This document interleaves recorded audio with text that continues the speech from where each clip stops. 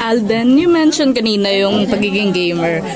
Active ka pa rin ba mag-ML? And if yes, anong... Do you play too? No. Okay. Ano yung main mo na... Sino yung main na ginagawa? Wow, I like that question. I'm a mage assassin fighter. Goshen ka ba?